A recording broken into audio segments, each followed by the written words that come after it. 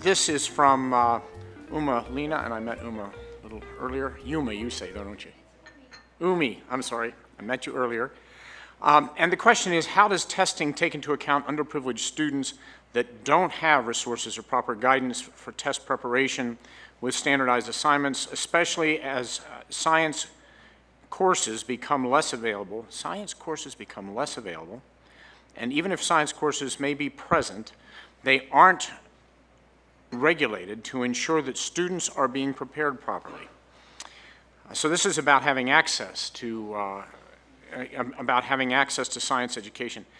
How does it take into account students with things like testing anxiety and PTSD and other disabilities that have capability of applying knowledge, but not in a testing environment? So what do we do to accommodate the latter, but account for the former? It seems like issues of social justice, some issues of inequity. Thoughts that we might include in our report to address those things? Well, I think we have a principle of justice and fairness, which we interpret as a commitment to distribute fairly the benefits and the costs of any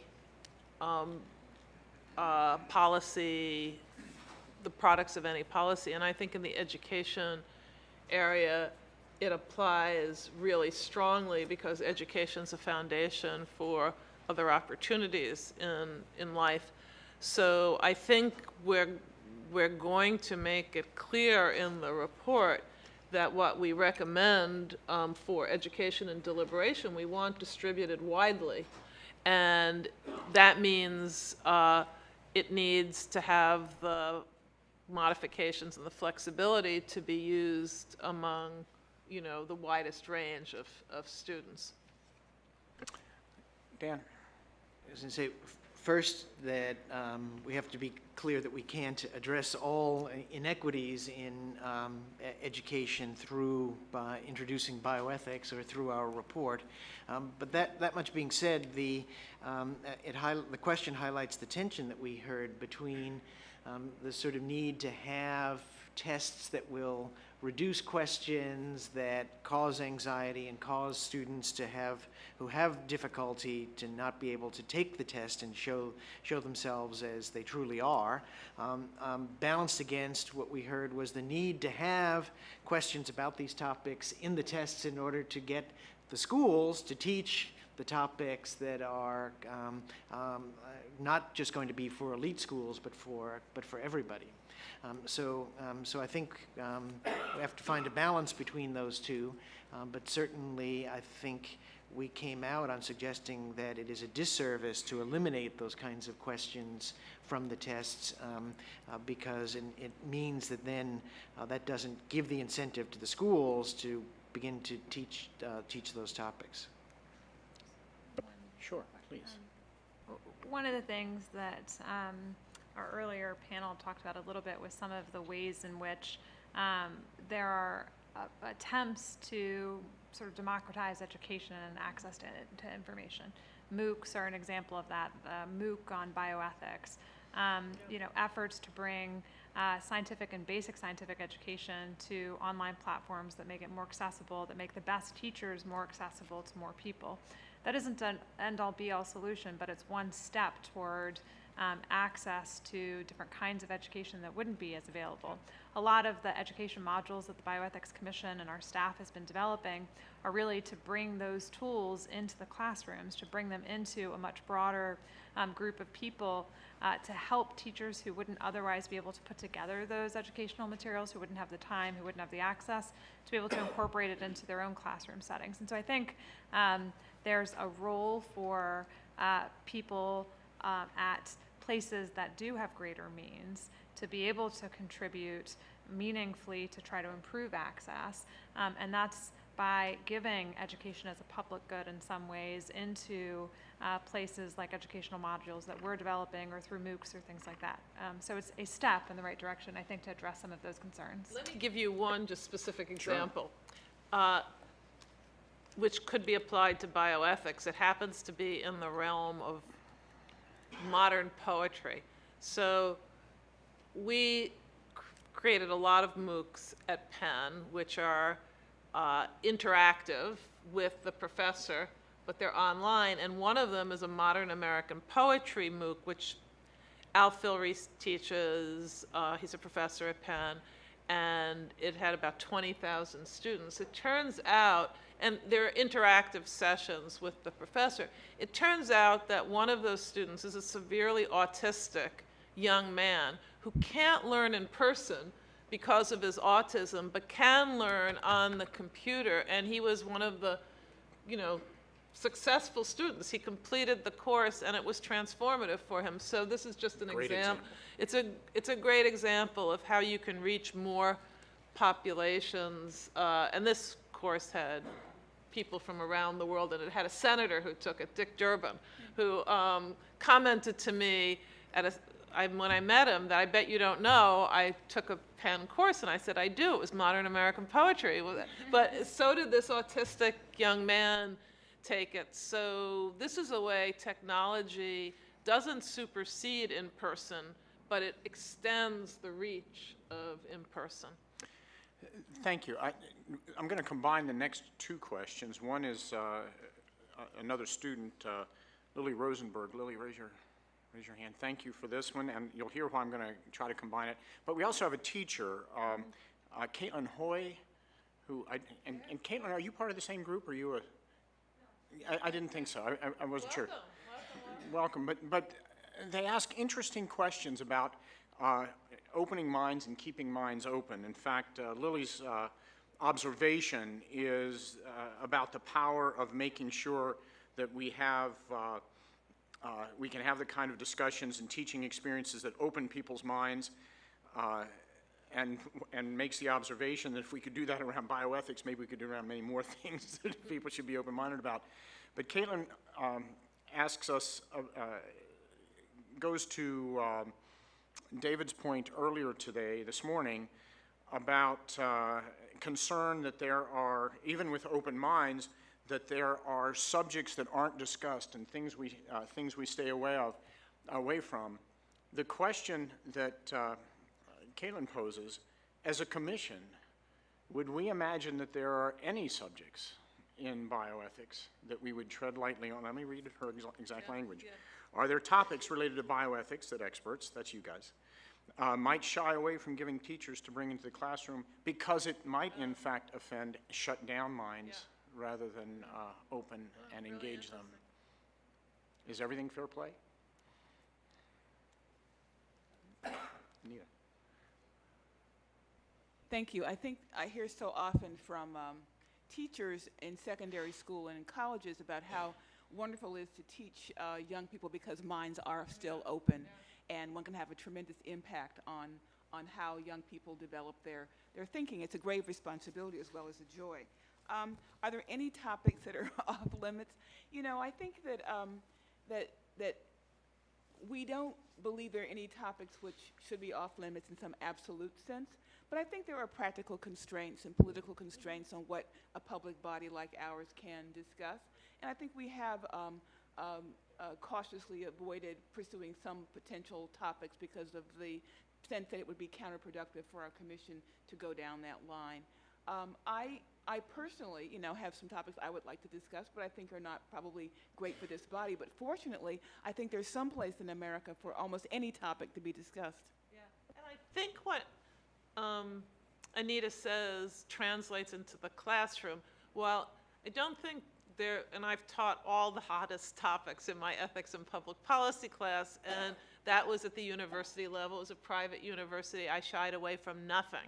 And in fact, I went back in history to challenge people on issues that we take for granted: women's suffrage, slavery, to basically hone their ethical skills on, so what were the arguments against this, and how do you counter them, and how do you take, I actually made them do exercises of first make the strongest arguments against your position, and then for it. So there was nothing I shied away from there, but in in a public school classroom or even a private school classroom, if you want to make progress, you have to take into account what you can do that's controversial, that's not going to get parents up in arms before you actually make any progress. So I think there are practical judgment issues in this. And since there are so many topics that could hone students' skills, why not pick the ones that you're going to be able to make progress on before you get a kind of backlash? So I think that is the general principle, which is nothing is off limits, but use your judgment, good judgment, to pick what you're actually going to succeed educationally on. Haven't you observed, though, also, just as corollary to that, that by picking the right subjects, whenever a class or whenever a conversation, a deliberation is able to address successfully a controversial issue, and by the way, successfully doesn't necessarily mean resolved to a single conclusion, but to the extent that that body has success in dealing with something controversial, it actually opens the agenda and Yes. opens the mind for a higher level of controversy and complexity. So I like picking some of the most controversial issues as long as you can do them forward. And I think part of the answer is how you set the stage for your teaching. And that's where what Christine said about teaching teachers is important. Whatever you teach, you need to inform students of what the ground rules are. And so my ground rules were any opinion is welcome in this class as long as you can give reasons for it.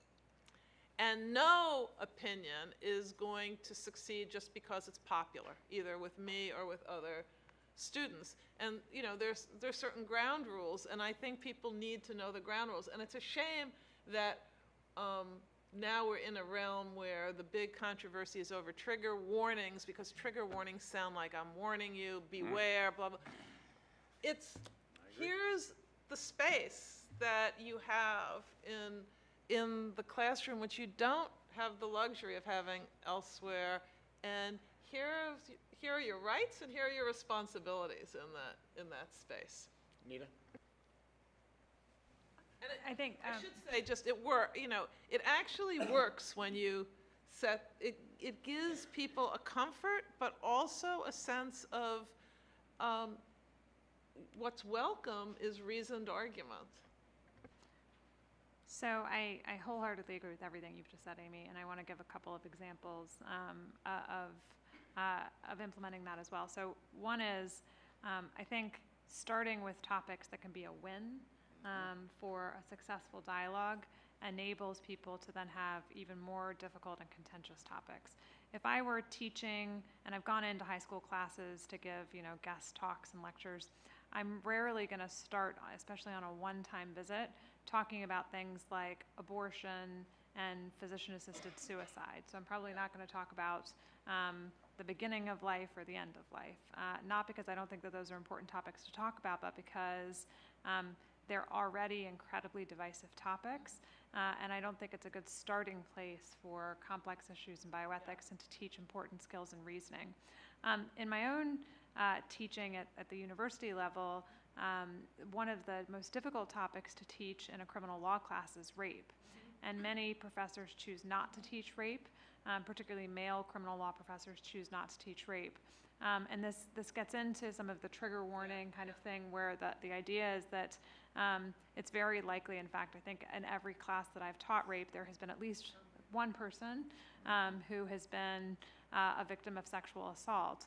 And to be able to talk about some of the topics that are the most sensitive to people and may personally affect them, and yet be able to do so in a meaningful and important way, because especially in a law school class setting, if you can't talk about murder, rape, you can't really take criminal law. You can't talk, every single class requires trigger warnings, really, if you're going to go down the road of trigger warnings.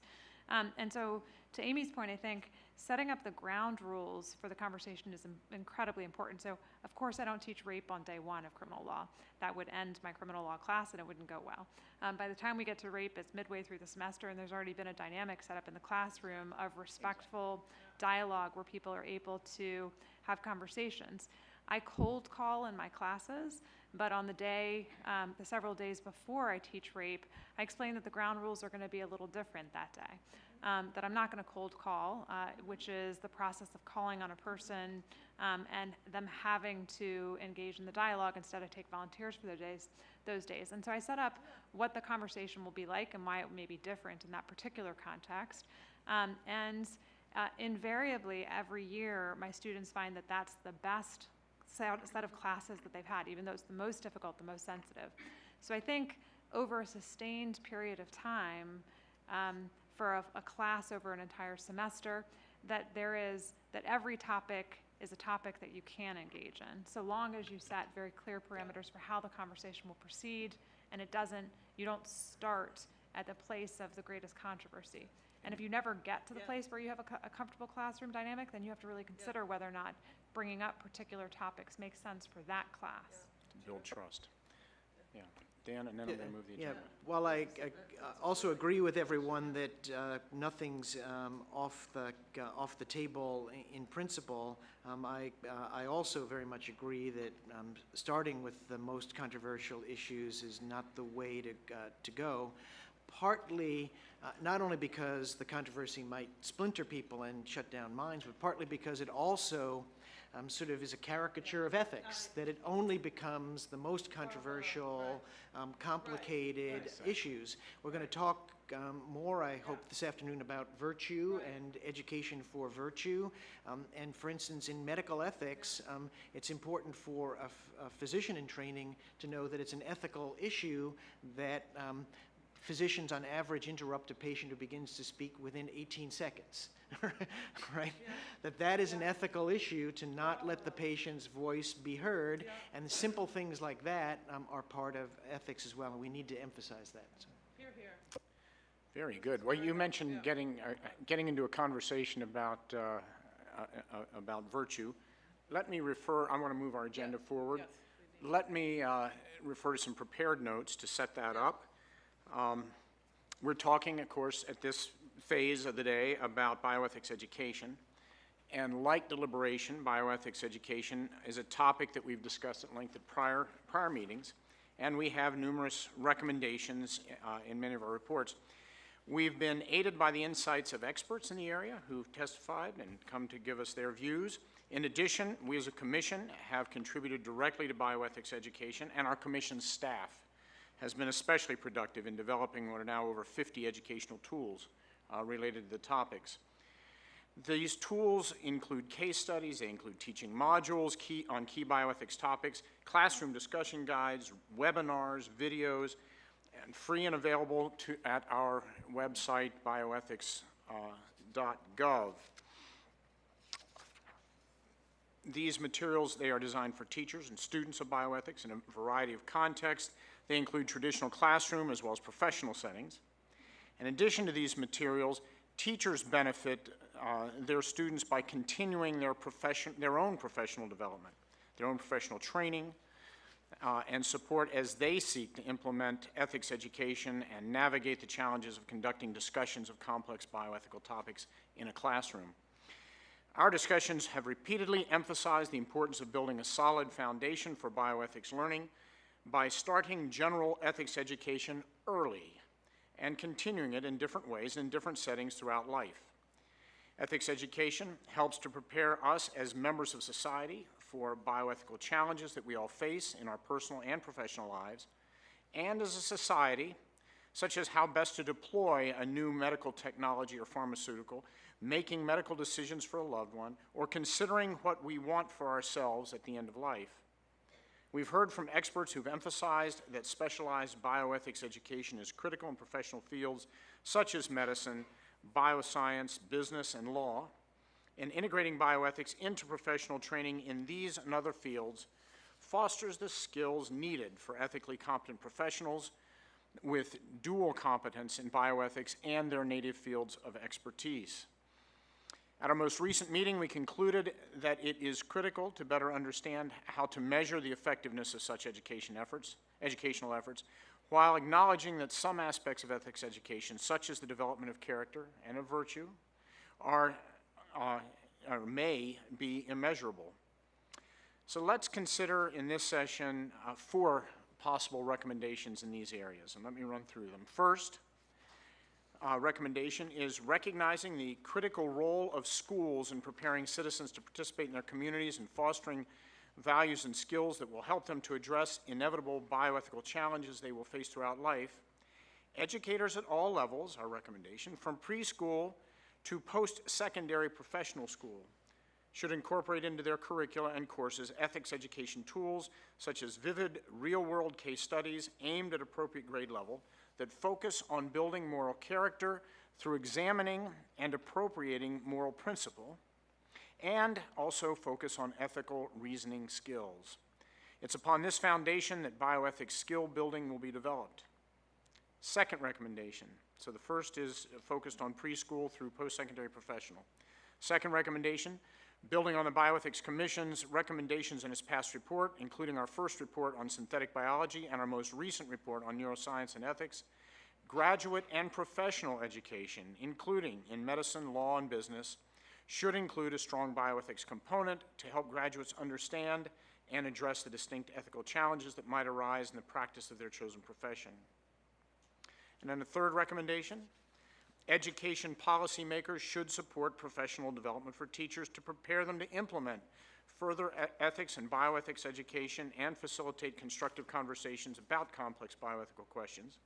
Since ethics education can benefit all students regardless of age or ability, opportunity to participate in ethics education should be provided equitably. That gets back to an earlier question. And fourth and finally, at least for this phase of our conversation, that both the processes and outcomes of bioethics education should be evaluated. There should be assessment. Evaluated to determine the success of educational programs and curricula in contributing to a more informed and ethically literate public. Educators and others involved in bioethics education should contribute to the development of appropriate metrics for assessing how effective bioethics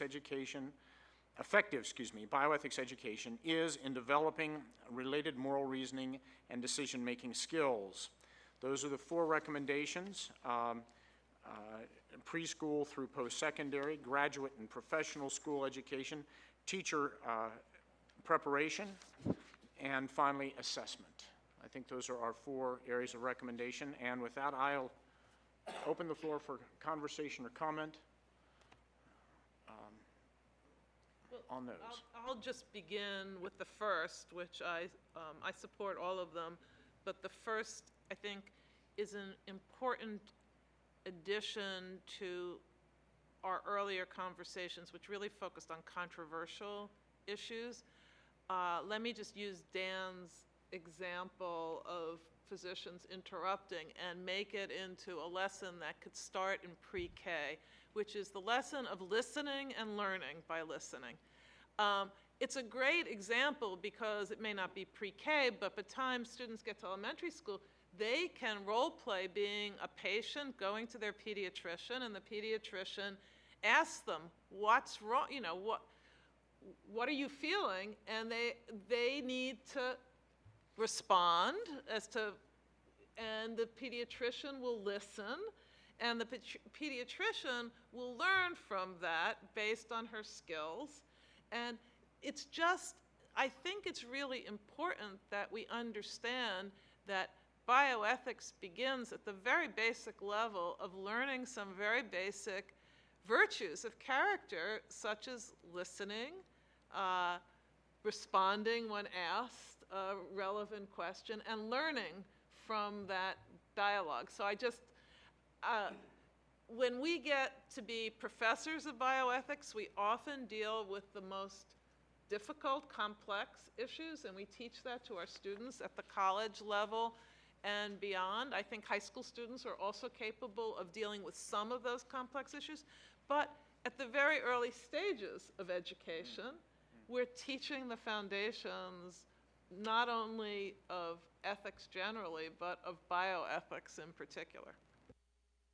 Amy, I'm sorry, Dan, go ahead. I've got a couple of things to say about the first on education.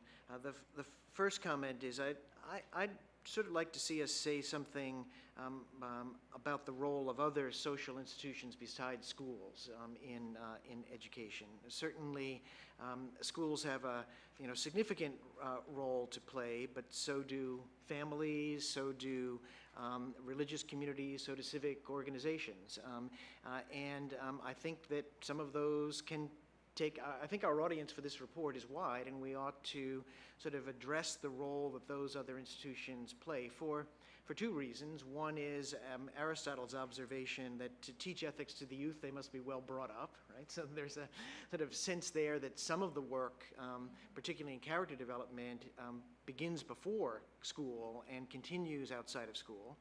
And second is, from a political perspective, a more robust society has institutions besides schools that carry on some of this education. So I'd like to hear us say a little bit more about that in the report. And then second, that the emphasis we seem to have a lot of in education, maybe because of our beginning with deliberation, has been on sort of educating students to be good citizens dealing with these sorts of questions.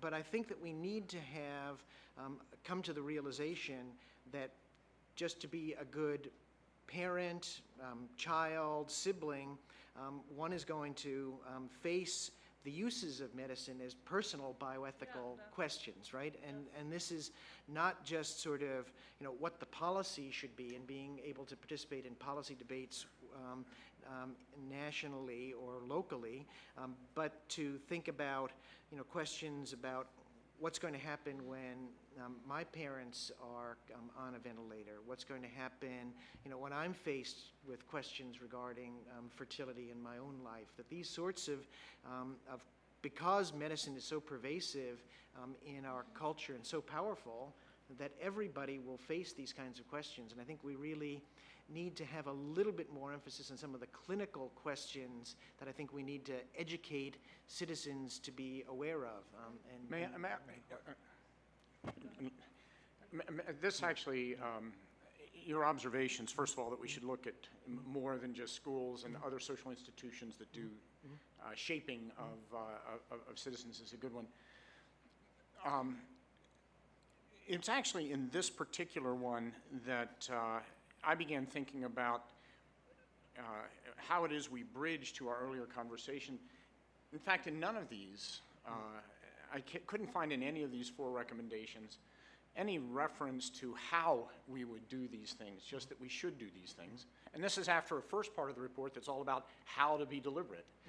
And part of what sparked this is for another reason. I was going back through some literature. There was a fascinating Nature article in Nature over the summer about teaching preschool, actually, about deliberation and discovery. In fact, it was a wonderful story that opened up at some German preschool where they posed the question of what causes the wind to blow, and the class deliberates for a while and determines it must be the movement of the branches of the trees and how it is those leaves force the wind. And you and I, depending on how, if we were teaching to the test, David's gone, but if we were teaching to the test, we'd say, no, that's wrong. Let me explain what it is. But if you were teaching deliberation, you would say, well, can you think of any other place where the wind blows that you haven't seen trees? And you would have begun a conversation about this. I am wondering if there is space in at least this earliest one to even challenge thoughts about engaged education and deliberation, since that's the theme of such a theme of our prior recommendations. So I'd like to see if the commission agrees with making some reference to that in there. You had a quick one, and then I'm going to go to Nita. I just want to make sure I understand your question, so we understand a quick reference to... No, a quick reference to, we don't have any hows in here. Yeah. And one of the big hows that we have just established getting to this point in the report is deliberative, democratic deliberation. And I was encouraged, I thought maybe the reason it was out of here was say, well, preschoolers can't really deliberate about these issues. you bring up later life, older students who will want to know how to deliberate about certain issues.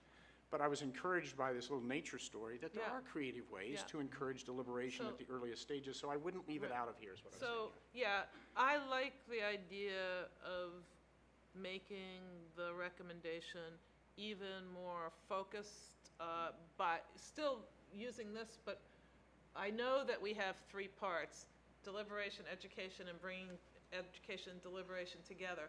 But I think it would be wrong to artificially leave out the fact, and it is a fact, that in order to address bioethical challenges at all levels, you're going to have to make the teaching engaging. So, and the way to make it engaging, and it's in here, but it's not explicit, is to bring to life, and this is what I was going to say to Dan's, just to underline Dan's point. How do you bring it to life?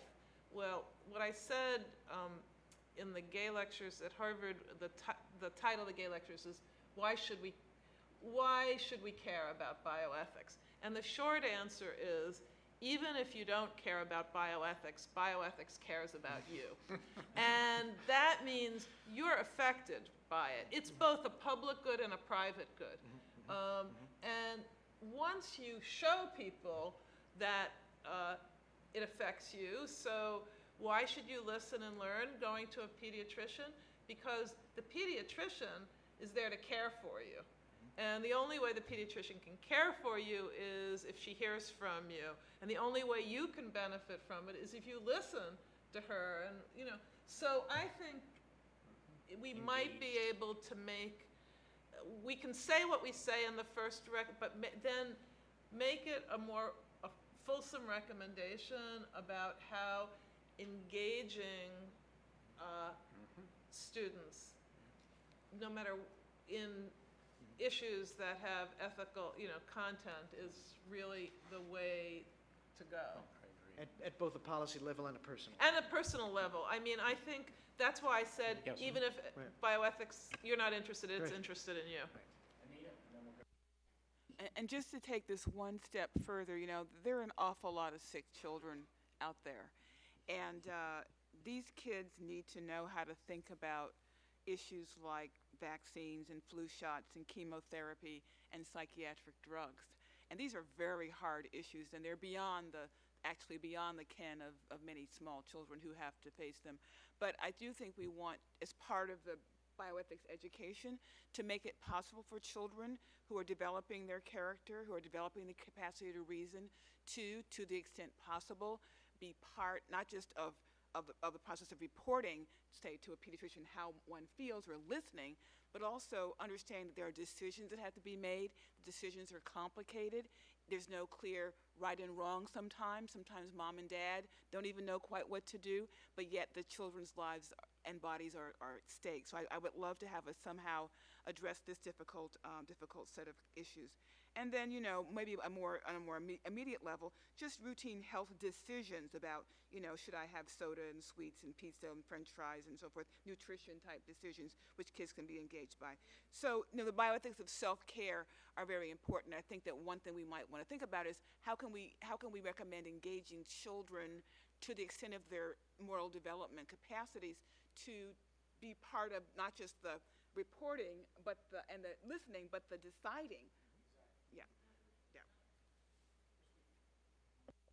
I think this builds on that. I was picking up on the wonderful question that Caitlin asked us earlier, and I think that it would be very helpful in discussing a recommendation for broad-based ethics education at every level, to recognize some of the things that we talked about before, that no topic is off limits, but that there are ground rules and strategies for how you introduce things, and then a really important issue, and I think it goes through not only the preschool and elementary school, but even in the professional schools, is remembering that it's not just the controversial issues, but it's the everyday ethics that's so critical for people to think about, talk about, learn about, and so the education should focus on those as well.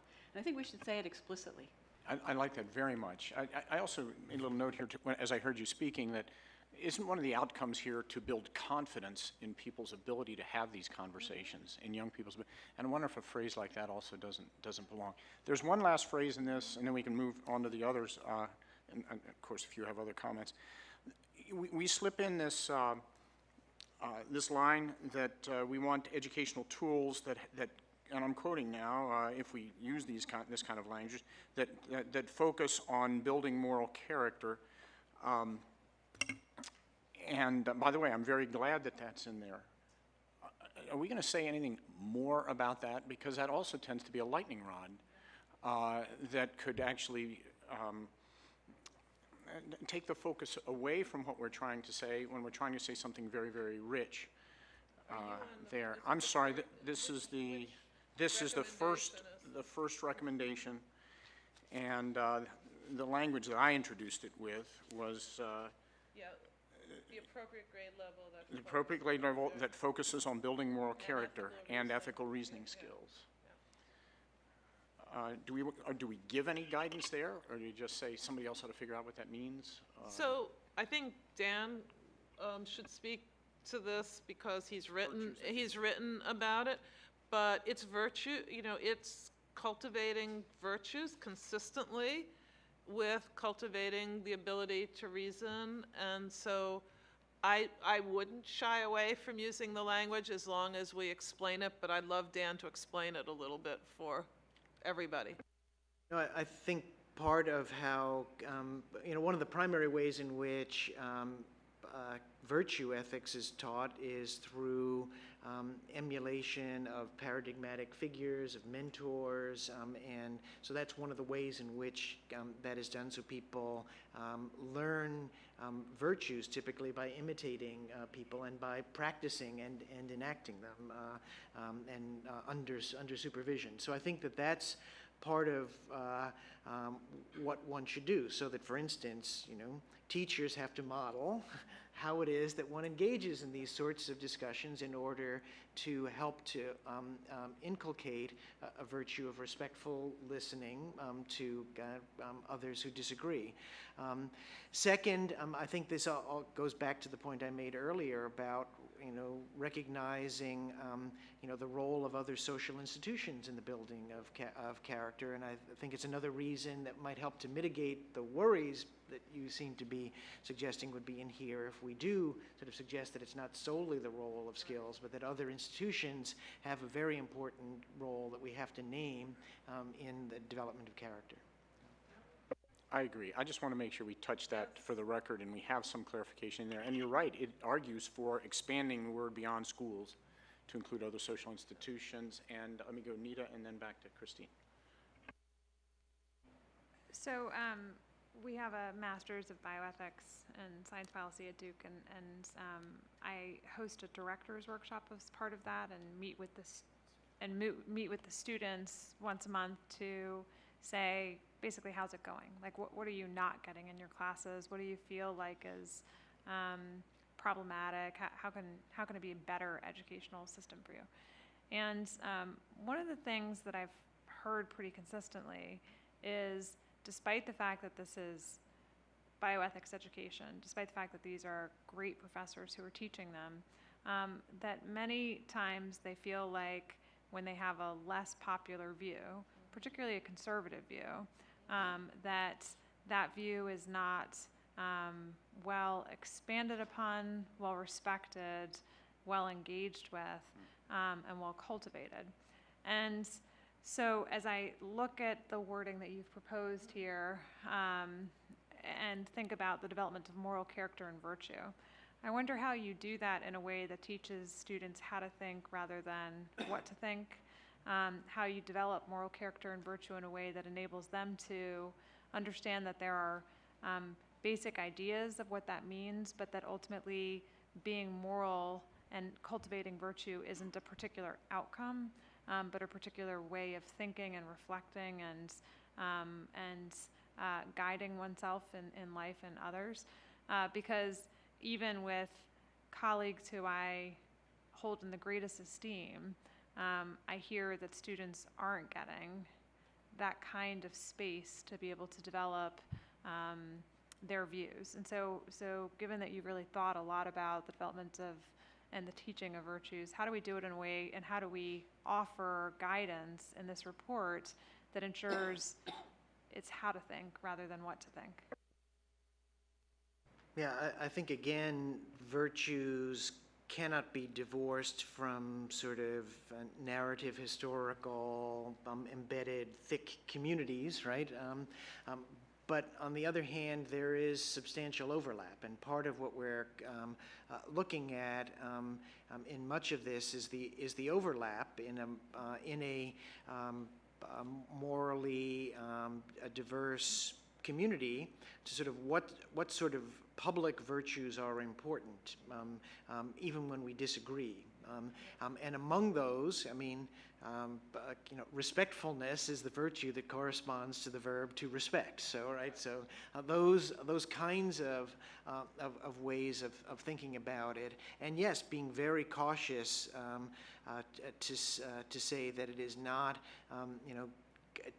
teaching, particularly in the schools, although the other social community or other social institutions might do that, that within the schools, as a public space, at least the public schools, that there would be an emphasis on teaching the virtues that are conducive to this sort of respectful dialogue among persons, and that's important to note. So. One of the things we could do is enumerate the virtues that correspond to the principles that we outlined. So public beneficence and responsible stewardship is caring for others, including others who are yet unborn, future generations. Intellectual freedom and responsibility corresponds to respect for others' views, even when that you don't disagree, you don't agree with them. And the responsibility is actually a responsibility to articulate your own, views, and accept that they may or may not be agreed. So we could actually, those aren't a comprehensive set of virtues, but they are the virtues that correspond to our principles. And then, there's intellectual freedom and responsibility, also honesty. I mean, talk about a basic virtue from the beginning. So I think these are they're as important as they are basic, and they are ignored at our peril.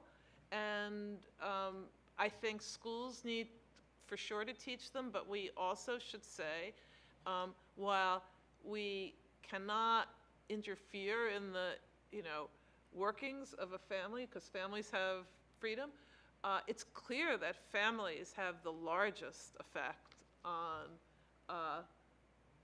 the education of children. That doesn't mean that schools aren't very responsible, including responsible for trying to do what families don't do, but it would be hopeless without the family involved. Your point's terrific. So things that approximate even sort of cardinal virtues, or at least, if you look at somebody like McIntyre, just, honesty, courage, and justice being three important virtues that cut across communities, may be instantiated in different ways in particular communities, but also have a common space in a democratic polity. I like this idea of blending what you and Amy have been talking about. It would be fascinating to see one of our gray sidebars that we put in our reports that talks about how this commission has been dealing with these virtues all along, ever since the very first report, tying these principles, as you say, into justice and fairness and caring, going to stewardship. It'd be very interesting to show where we might find these 4 or 3 to 5, whatever they are, just broad umbrella things that have really driven this commission all along. We're not making this up new. Yeah. Putting them in a sidebar, but then calling them out, I think calling those 4 out here. And the sidebar would describe where they came from and link them into where we've been. Christine, I've got you next on the list. I've been thinking that this, there's a way in which this set of recommendations is so big that it's almost hard to get your arms around.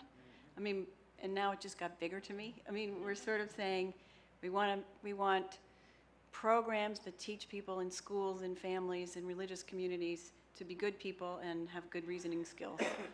Okay, that's hard to argue with, right? But it doesn't, it's hard to know what the recommendation is really saying then. I mean, I think part of what I was thinking is that maybe in a similar way as we did with the deliberation discussion we had earlier, maybe we should have some concrete examples. Programs that we think exemplify this idea, that are doable, that people have been able to do, as examples of, you know, this is not a pie in the sky kind of idea, this is a real need and can be accomplished. So could I offer a friendly amendment to that, because I really like it? I think we're not in the position of offering programs that will scale up to all schools. That's a big job, and there are multiple kinds of programs. But we are in the business of offering examples that any program could incorporate. That's why I use the example of teaching children the virtues and skills that have to do with needing medical care or being a doctor in our society.